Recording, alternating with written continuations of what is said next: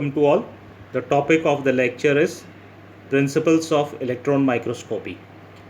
Now, electron microscopy involves the use of the instrument electron microscope. Electron microscope is an optical instrument which is used for obtaining enlarged images of small objects or small portions of large objects. Now, the image forming radiation in an electron microscope is a beam of electrons. The lenses used are either magnetic or electrostatic field, and the image is made visible either photographically or by means of a fluorescent screen. One of the most distinct features of the electron microscope in comparison to the conventional microscope is its far better resolution. De Broglie predicted that weight properties should also be associated with moving electrons, and this was experimentally confirmed by Davison and Germer in 1925.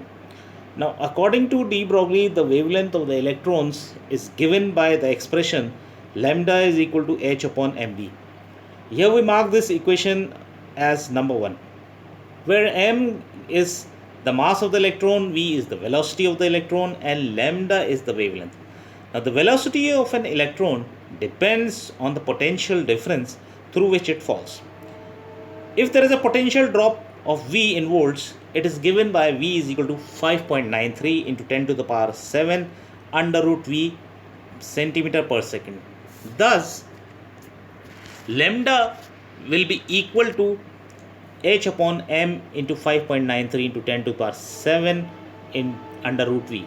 This will be equal to 6.62 into 10 to the power minus 27 upon 9.1 into 10 to the power minus 8 into 5.93 into 10 to the power 7 under root V. This value comes out to be 12.3 into 10 to the power minus 8 upon under root V per centimeter. Now, for potentials between 10 and 10,000 volts, lambda should then vary between values of 3.89 and 0.12 angstroms units. Hence, such electrons should behave like X-rays towards crystals.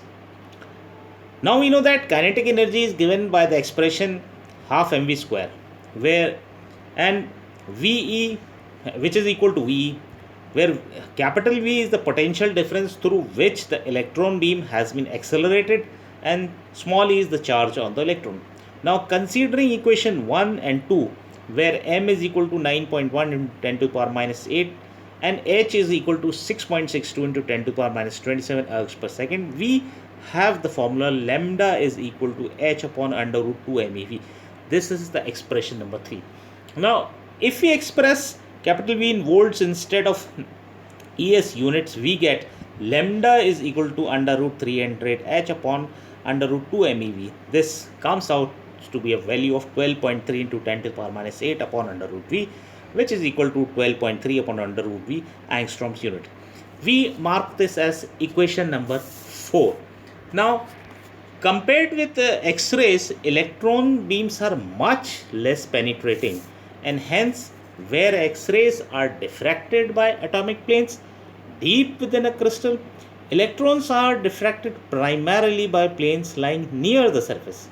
Now, the wavelength lambda given by expression 4 is also known as the effective wavelength.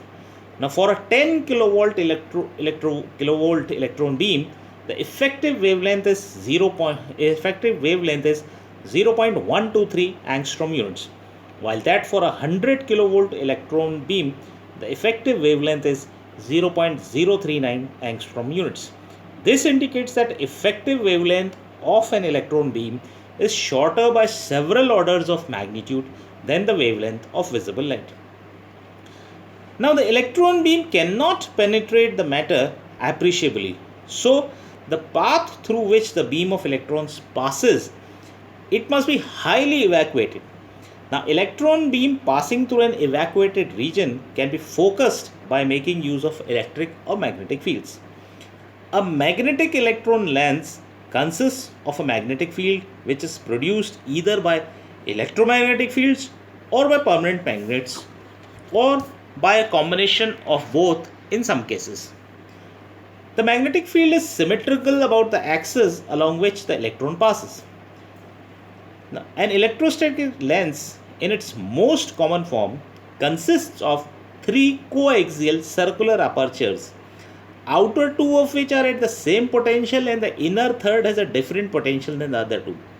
Since the effective wavelength of an electron beam is shorter than the wavelength of the visible light, the resolution limit of an electron microscope is therefore set by the diffraction as well as the spherical aberration. Taking into consideration the spherical aberration, the limit can then be expressed as d is equal to kf alpha square, where f represents the focal length of the lens and k is a constant which is determined by several factors. Now, in order to achieve optimum resolution, it is very important to select a half aperture angle because spherical aberration is minimized by making alpha small, while a large alpha is necessary to minimize diffraction. A half aperture angle of 10 to the power minus 2 to 10 to the power minus 3 radian is used. The limit of resolution achieved is of the order of 2 angstrom or 3 angstrom in electron microscopy. Resolution is not necessary for visibility in an image. A sufficient contrast within the image is necessary. In electron microscopy, the main source of image contrast is differential scattering of electrons from various portions of the specimen.